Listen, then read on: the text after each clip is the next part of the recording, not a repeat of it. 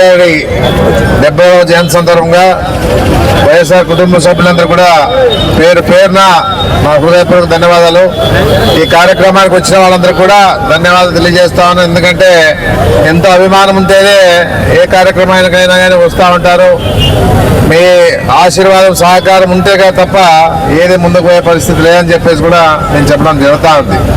ఎందుకంటే ఈ రోజు ఉండే పరిస్థితుల్లో బడుగు బలైన వారు, బీసీ, ఎస్సీ, ఎస్టీ, మైనార్టీలు, మహిళలు, యువత అన్ని వర్గాల వారు కూడా రాజశేఖర రెడ్డి మర్చిపోలేని పరిస్థితిలో ఉన్నారు. ఎందుకంటే ఆయన చేసిండే కార్యక్రమాలు ఆ విధంగా ఉన్నాయి. ఆయన ప్రస్తావన ఒక డాక్టర్గా మొదలుపెట్టినాడు. డాక్టర్గా రూపాయికే ఆయన వైద్యం అందించిన పరిస్థితి మనందరూ తెలుసు. వాటి నుంచి మొదలైన పరిస్థితిలో మనమంతా కూడా చూస్తాను, అంచెలంచెలుగా ఎదుర్కొంటూ వచ్చినటువంటి మహానుభావుడు రాజశేఖర రెడ్డి గారు అని చెప్పేసి కూడా చెప్పడం జరుగుతూ ఉంది. ఆయన రాజకీయాల్లోకి వచ్చిన తర్వాత ఎప్పుడు ఓటమి చూడలే. ఆయన ఏ విధంగా కూడా ఎన్నో ప్రయత్నాలు చేసినా, చంద్రబాబు నాయుడు గారు ఆయన నోడియాలని చెప్పేసి ఎన్నో ప్రయత్నాలు చేసినా కూడా సాధ్యపడలేని పరిస్థితి కూడా మనం చూసాం. ఏదన్నా కూడా రాజశేఖర రెడ్డి గారు అంటే మనకందరూ కూడా, మనకే కాదు రాష్ట్ర దేశమే ఆయన చేసిన కార్యక్రమాలంతా కూడా చూస్తా ఉన్న పరిస్థితి కూడా ఉందని చెప్పేసి కూడా మనందరికి తెలుసు. రాజశేఖర రెడ్డి గారు 33 ఏళ్ళకే పిసిసి అధ్యక్షుడిగా పనిచేసిన పరిస్థితి ఉంది. 6 సార్లు ఎమ్మెల్యేగా గెలుపొందిన పరిస్థితి ఉంది. 2 సార్లు ఎంపీగా గెలుపొందిన పరిస్థితి ఉంది. 3 సార్లు మంత్రిగా పనిచేశాడు. 2 సార్లు ముఖ్యమంత్రిగా పనిచేసిన పరిస్థితి రాజశేఖర రెడ్డి గారు అని చెప్పేసి చెప్పడం జరుగుతూ ఉంది. ఏదన్నా ఆయన ముఖ్యమంత్రిగా పనితీరు మనం అంతా చూసాం, రాష్ట్ర ప్రజలు చూసాం, పక్క రాష్ట్రాల్లో చూశారు. ఆయన చేసిండే కార్యక్రమాలని చెప్పేసి అన్ని వర్గాల వరకు కూడా ఏదైతే ఇవ్వగలుగుతామో అవి ఇస్తేనే ఆ కుటుంబాలు బాగుంటాయని చెప్పేసి ఆలోచించిన వ్యక్తిగా పనిచేసినటువంటి వ్యక్తి రాజశేఖర రెడ్డి గారు. అందులో భాగంగానే ఆయన ఇచ్చిన మాటే కాకుండా ఇవ్వని మాట కూడా ఆయన చేసిన పరిస్థితి ఉందని చెప్పేసి కూడా చెప్పడం జరుగుతూ ఉంది. ఆయన ఉచితంగా కరెంట్ ఇస్తానే తప్ప ఇంకా ఏమి చెప్పలేదు. పెన్షన్లు 200 ఇస్తా అని చెప్పేది విషయాన్ని కూడా చెప్పడం జరిగిందే కానీ అన్ని రకాలుగా ఆ 2 విషయాలే చెప్పినాడు.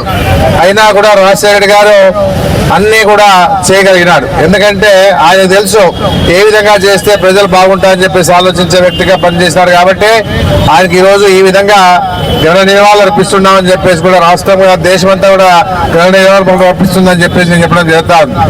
ఆయన ముఖ్యమంత్రిగా చేపట్టిన తర్వాత ఉచితంగా రైతులకి కరెంటు మీద ఇస్తాన్న మాట ప్రకారంగా సంతకం పెట్టడం జరిగింది.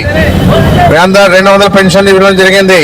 దాంతో పాటు ఫీజు రీఎంబర్స్మెంట్ ఇవ్వడం జరిగింది. ఎందుకంటే ప్రతి పేదవాడు చదువుకుంటేనే కుటుంబాలు బాగుంటాయని చెప్పేసి ఆలోచించి ₹2 పేదవారికి ఫీజు రీఎంబర్స్మెంట్ ఇచ్చడం జరిగింది. ఇంకా ఫీజు రీఎంబర్స్మెంట్ ఇచ్చేదే కాకుండా ఆరోగ్యశ్రీ పెట్టాల వీళ్ళకి. ఎందుకంటే పేదలకి వైద్యం అందించే పరిస్థితి ఎక్కడా లేదు. డబ్బు ఖర్చు పెట్టుకుని అప్పులు చేసుకుని ఇబ్బంది పడతా అని చెప్పేసి ఉద్దేశంతో రాజశేఖర రెడ్డి గారు ఆలోచించి ఆరోగ్యశ్రీ కార్యక్రమాన్ని పెట్టినాడు. ఆరోగ్యశ్రీ కార్యక్రమాలు లేనప్పుడు కూడా మనము రాజశేఖర ద్వారా సీఎం రిలీఫ్ ఫండ్ తీసుకుని ఎంతో మందికి ఆదుకోవడం జరిగిన పరిస్థితి కూడా మన ఆదోళనలో ఉందని చెప్పేసి కూడా నేను చెప్పడం జరుగుతాం. ఆదోనే కాదు, రాష్ట్రంలో సీఎం రిలీఫ్ ఫండ్ ద్వారా కూడా సహాయశాఖలు అందించాడు. మన రాజశేఖర రెడ్డి గారు ఆరోగ్యశ్రీ కార్యక్రమం పెట్టినాక పేదలందరికీ కూడా ఆ వైట్ కార్డు ఉంటే చాలు, దాంతోనే వైద్యం అందించేదానికి కార్పొరేట్ హాస్పిటల్లో ఉంటుందని చెప్పేసి గొప్పగా చెప్పుకునే పరిస్థితి పేదోళ్ళకు ఉండాలని చెప్పేసి ఆలోచించిన వ్యక్తి అని చెప్పేసి కూడా నేను చెప్పడం జరుగుతూ ఉంది. రైతులకి ఇబ్బంది పడతా ఉన్నారు, సరైన పంట పండలేదు, అప్పుల పాల్లో ఉన్నారని చెప్పేసి ఉద్దేశంతోనే రాజశేఖర రెడ్డి గారు రైతులకు రుణమాఫీ చేసిన పరిస్థితి ఉంది. పావులా వడ్డీకే రుణాలు ఇచ్చినాడు. పొదుపు సంఘాలలో కూడా పావులా వడ్డీకే ఇచ్చిన తర్వాత ఎన్నో రకాలుగా ఎంతో గొప్పగా ఆ మహిళలంతా కూడా అభివృద్ధికి రావడం జరిగిందని చెప్పేసి నేను చెప్పడం జరుగుతా ఉంది. చంద్రబాబు నాయుడు ఉన్న పాలనలో నీరు గారిపోయిన పొదుపు సంఘాలన్నీ కూడా అలాంటి పరిస్థితిని మళ్ళా రాజశేఖర గారు వచ్చాక ఆ రకంగా వాళ్ళకి సహాయశాఖలు అందిస్తూ అన్ని విధాలుగా అభివృద్ధిలోకి తీసుకొచ్చిన పరిస్థితి, లక్షాధికారులు చేస్తానని చెప్పేసి పరిస్థితి కూడా చెప్పిన మాట ఉందని చెప్పేసి కూడా నేను చెప్పడం జరుగుతూ ఉంది. ఆ విధంగా ఈరోజు రాష్ట్రంలో ఆయన చేసిన కార్యక్రమాలు చెప్పుకుంటా పోతే ఎంతవరకైనా వినగలుగుతామని చెప్పేసి కూడా తెలుసు. ఏదున్నా కూడా ఆయన చేసిన కార్యక్రమాలకి ఇప్పుడు ఉన్నటువంటి జగన్మోహన్ రెడ్డి చేసిన కార్యక్రమాలు బాగా దగ్గరగా ఉంటాయని చెప్పేసి నేను చెప్పడం జరుగుతూ ఉంది. ఆ రోజుల్లో రామారావు గారు అధికారంలో ఉన్నప్పుడు ఏం చేశారంటే రైతులకు ₹50 కరెంట్ ఇచ్చాడు, ₹2 కిలో బియ్యాన్ని ఇచ్చాడు. ఆ తర్వాత రాజశేఖర రెడ్డి గారు ఇది కాదు కావాల్సిందే అని చెప్పేసి ఆయన చేసిండే కార్యక్రమాలు అంది అంత కాదని చెప్పేసి చెప్పడం జరుగుతూ ఉంది. దాని తర్వాత ₹2 కిలో బియ్యాన్ని కూడా మళ్ళీ కొనసాగించినాడు. ఎందుకంటే చంద్రబాబు పరిపాలనలో ₹2 కిలో బియ్యాన్ని మళ్ళీ ₹5 చేశాడు. మళ్ళీ తర్వాత రాజశేఖర రెడ్డి మళ్ళీ ₹2 కిలో బియ్యాన్ని చేశాడు. ఆ రకంగా అందరికి కూడా ఆదుకోని పరిస్థితి ఉందని చెప్పేసి కూడా మనందరికి తెలుసు. ఏదున్నా కూడా రైతులంటే రాజశేఖర రెడ్డికి ఎనలేని ప్రేమ అని చెప్పేసి నేను చెప్పడం జరుగుతూ ఉంది. అంతా రైతులు బాగుండాలంటే అన్ని రకాలుగా మనం సహాయశాఖలు అందించాలని చెప్పేసి ఆలోచించే వ్యక్తిగా రాజశేఖర రెడ్డి గారు పనిచేశారని చెప్పేసి కూడా చెప్పడం జరుగుతూ ఉంది. అదే ఉచితంగా కరెంట్ ఇస్తా అంటే అదే చంద్రబాబు నాయుడు బట్లాడేసుకుంటామో దాని మీద అని చెప్పిన పరిస్థితి ఉంది. అంటే ఏది చేసినా కూడా వ్యతిరేకంగా మాట్లాడే వ్యక్తిగా చంద్రబాబు నాయుడు ముద్రపడిపోయినాడు. ఆయన పరిపాలనలో ఎక్కడైనా ఏదైనా చెప్పుకోలేకుందా అంటే ఏమీ లేదు. ఏదున్నా కూడా ఆయన చెప్పుకునే విషయాలు కూడా ఏమీ లేవు. ఏదున్నా కూడా ఆయన అబద్ధాలు చెప్తా ఉంటాడు, అధికారులకు వస్తూ ఉంటాడు, మర్చిపోతూ ఉంటాడు, ప్రజలు మర్చిపోతాడు, ఇచ్చిన హామీలు మర్చిపోతూ ఉంటాడు.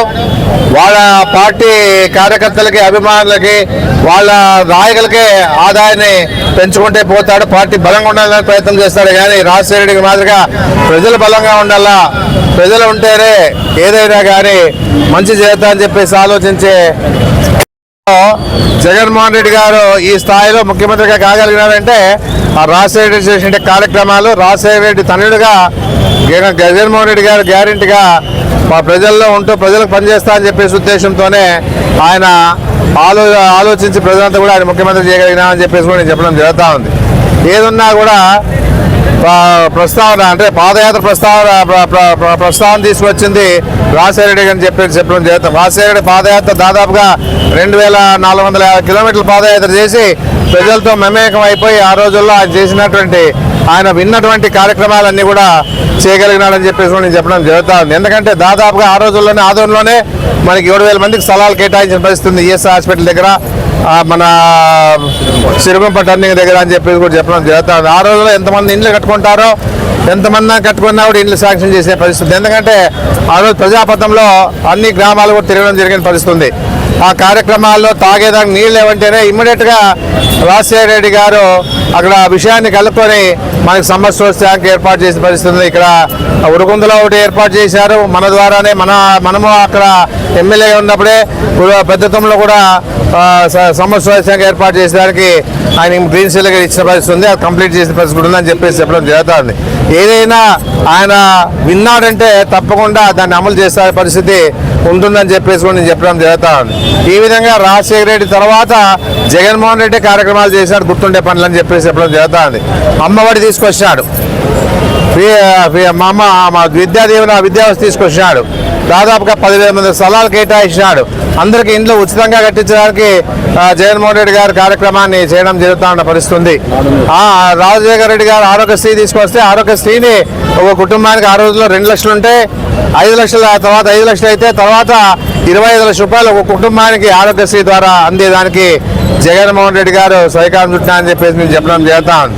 ఆ విధంగా నాడు నేడు స్కూల్ బాగా చేశాడు, నాడు నేడు హాస్పిటల్ బాగా చేశాడు, మనకు మెడికల్ కాలేజ్ ఇచ్చినాడు, బైపాస్ రోడ్ ఇచ్చిన ఘనత అయిందే, దాంతోపాటు మన డిగ్రీ కాలేజ్ ఇచ్చిన ఘనత అయిందే, పాలిటెక్నిక్ కాలేజ్ ఇచ్చిన ఘనత అయింది. అన్ని రకాలుగా ఆ రోజుల్లో రాజశేఖర గారు కూడా అన్ని కార్యక్రమాలు చేసిన తర్వాత ఈ గుర్తుండే పనులు చేసిండే అంటే జగన్మోహన్ రెడ్డి కానీ చంద్రబాబు నాయుడు కాదని చెప్పేసి చెప్పడం జరుగుతూ ఉంది.